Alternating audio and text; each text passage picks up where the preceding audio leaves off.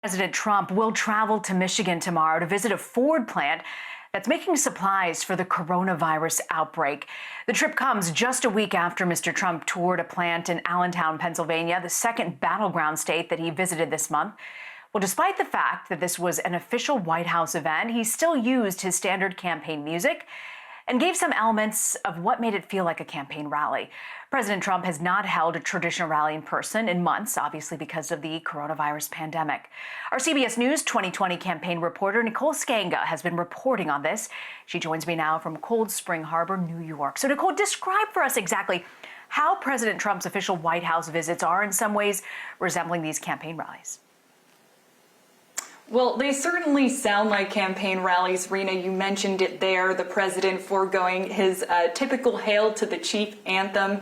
Instead, he walks into Born in the USA and walks out to the Rolling Stones. And certainly some of these White House official events have also had signs of a Trump campaign rally at his last visit in Lehigh Valley, Pennsylvania.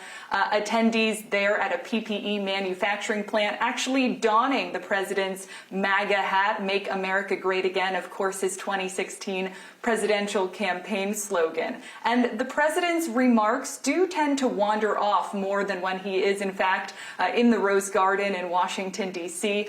Last time around, he did mention his political opponent, former Vice President Joe Biden, poking fun at his mental acuity and the Obama administration's previous policies when it came to tackling the swine flu. He also points out the media, as he often does at his larger campaign rallies. It tends to crack a few jokes as well. Following all of his official White House events, his campaign also takes those clips. They use them in fundraising emails and even send them out to supporters wide and far.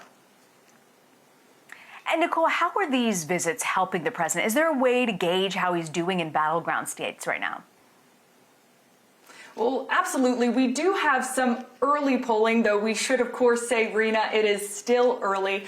That being said, Trump senior officials with the campaign tell me that they're looking to draw as much contrast as they can right now between the president and his Democratic rival, Joe Biden. And that means getting the president out on the road as much as possible. Of course, we know that Biden is currently in his Delaware home.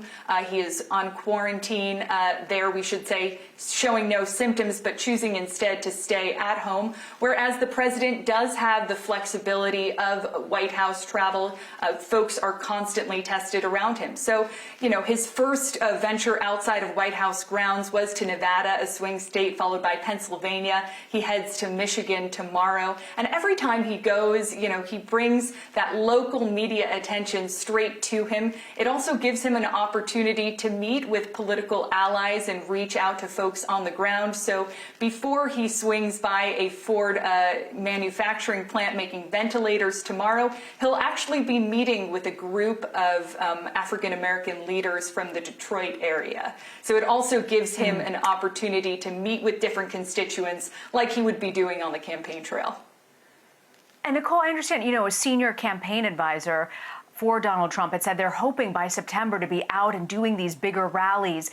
But if that doesn't work, they've said that they have another plan. What is that other plan? And also, what are we hearing from the Joe Biden campaign?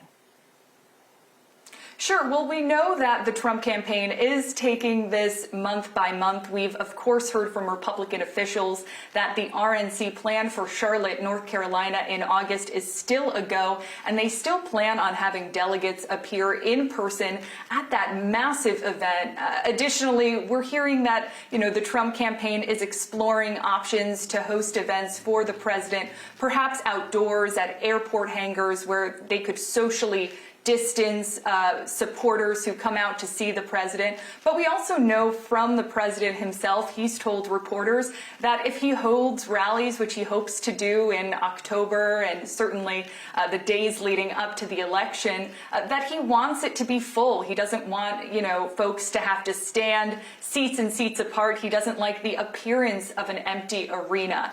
So Trump campaign officials also tell us that they're working on the possibility of virtual campaign events events or virtual rallies. We're not quite sure exactly what that'll look like for the president, but we know that the campaign has been hosting its own virtual events. Trump Campaign Online, they call it, every single night, 7 days a week. And they say that more than 1 million individuals tune in to those campaign streams apiece. All right. Nicole Sganga, grateful for this update. Thank you for joining us, Nicole. Thank you.